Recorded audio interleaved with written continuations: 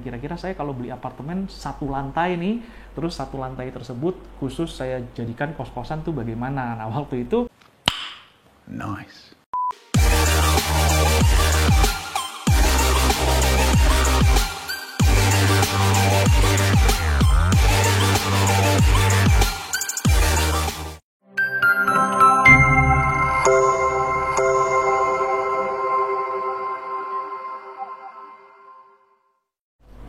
halo teman-teman, kembali lagi ketemu dengan Andi di sini di channel King Kos, si Raja Kos. Di video kali ini saya akan membahas tentang apartemen versus kos-kosan ya. Kita akan membahas dari dua sisi dari investor maupun sisi dari penyewa atau si anak kos ya, tamu ya. Nah, beberapa tahun yang lalu ini di Jogja, saya ngomong di Jogja itu mulai banyak bertebaran atau banyak mulai dibangun apartemen-apartemen. Harganya itu cukup murah sebenarnya, kalau dibandingin Jakarta sih masih murah ya apartemen ya. Itu kurang lebih sekitar 400 juta sampai 500 juta lah. Bahkan beberapa ada yang jual itu 200-an pada saat early bird, maksudnya pada saat itu belum dibangun dan masih membutuhkan waktu kurang lebih 2 tahun untuk pembangunan. Itu kan biasanya mereka udah jual tuh. Nah, biasanya mereka jual itu awal-awal itu kan murah, itu 200 jutaan. Nah, saya sebagai pebisnis kos, saya sempat memikirkan apakah menjamurnya apartemen dibangun di mana-mana itu apakah nanti akan mengganggu bisnis kos. Nah, analisa saya waktu itu kemungkinan bisa mengganggu, terutama kalau dengan apartemen-apartemen yang murah. Dan waktu itu bahkan saya sempat mau spekulasi ya, mau bereksperimen. Kira-kira saya kalau beli apartemen satu lantai nih, terus satu lantai tersebut khusus saya jadikan kos-kosan tuh bagaimana? Nah, waktu itu ceritanya saya sudah kasih tanda jadi itu apartemen di mana itu, di Jalan Solo ya, di Jalan Solo itu namanya apa ya, Setia Budiwan atau apa gitu kalau nggak salah ya. Tapi akhirnya waktu itu entah kenapa akhirnya nggak jadi dibangun karena mereka lebih condong untuk bangun ke perumahan, akhirnya ke landed house. Waktu itu apartemennya nggak jadi, akhirnya mereka bangun landed house. Jadi belum berhasil tuh saya untuk mempraktekkan atau bereksperimen bagaimana kalau apartemen itu saya jadikan kos-kosan. Untungnya waktu itu DP-nya bisa balik ya.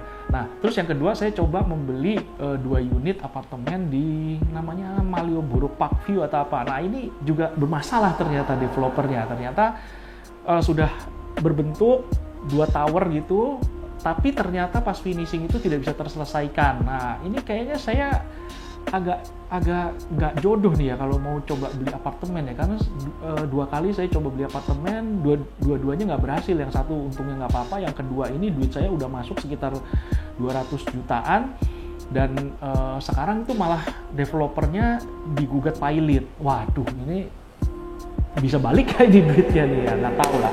Oke, kita lupakan itu. Nah, sekarang kita coba analisa ya, kita bandingin kos-kosan dengan apartemen. Nah, kalau kos-kosan itu enaknya adalah kita punya tanah. Nah, seperti teman-teman tahu bahwa properti itu tuh yang naik terus setiap tahun itu kan tanahnya ya, bukan bangunannya. Kalau bangunannya malah biasanya terdepresiasi.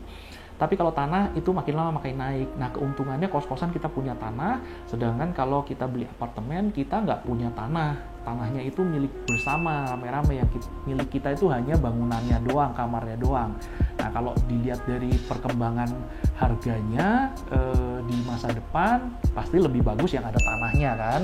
Kalau ada tanahnya itu lebih terjamin lah, kita ada jaminan gitu. Misalnya apartemen, misalnya ada musibah, rubuh segala macam kan, kita tanahnya itu milik bersama, kita nggak bisa apa-apain gitu loh.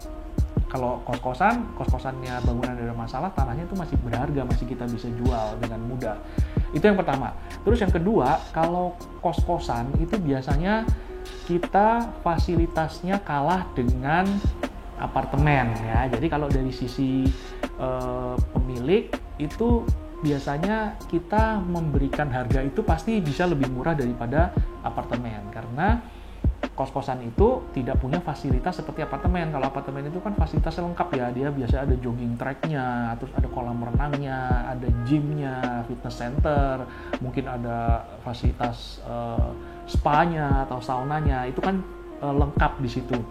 Dan biasanya di apartemen juga biasanya dalam tanda kutip itu bebas. Orang kalau sudah sewa di apartemen ya udah bebas mau ngapain aja di dalam unitnya itu. Kalau kos-kosan kan enggak. Kos-kosan itu biasanya kita mengikuti aturan kampung setempat. Terus kos-kosan itu juga biasanya fasilitasnya tidak selengkap di apartemen. Jadi jarang kan kos-kosan yang ada kolam renangnya, ada gymnya, ada spanya, ada saunanya, kan jarang banget itu.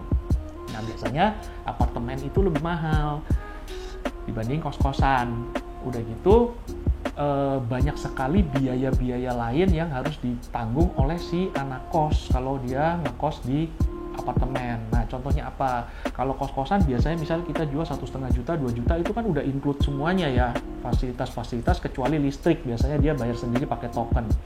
Nah tapi kalau apartemen, kalau dia sewa 1 bulan gitu, nah itu dia masih harus bayar namanya maintenance fee atau management fee.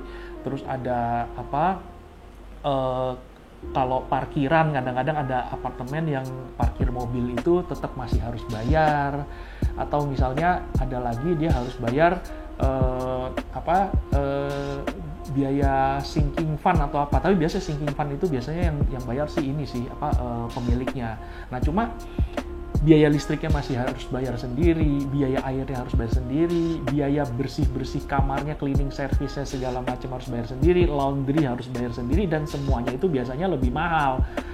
Biaya listrik di apartemen sama biaya listrik ngisi token di kos-kosan itu pasti harganya biasanya lebih mahal yang di apartemen, karena kan apartemen itu dia masuknya kategori bisnis ya, jadi mungkin per KWH-nya saya nggak tahu sekarang bedanya berapa, tapi per KWH-nya itu pasti dia lebih mahal. Nah jadi kalau misalnya anggaplah sama-sama kita jual harga kos di kos-kosan itu 2 juta, di apartemen 2 juta, tapi di apartemen itu 2 juta belum bersih, 2 juta masih ketambahan tadi yang saya sebut itu biaya-biaya macam-macam, akhirnya ujung-ujungnya bisa sampai 3 juta atau 4 juta. Berarti kalau kita bandingin head to head, sebenarnya kos-kosan sama apartemen itu sebenarnya tidak saling segmennya itu beda gitu loh. Memang kalau apartemen itu memang dia orang yang lebih pingin privacy, pingin fasilitas lengkap ya. Tapi kalau orang yang lebih condong ke budget, itu pasti dia akan lebih memilih di kos-kosan, karena kos-kosan itu biasanya harga 1,5-2 juta itu fasilitas sudah lengkap semua, udah termasuk laundry, udah termasuk cleaning service, ganti spray segala macam, yang belum paling hanya isi token sendiri, wifi pun udah free.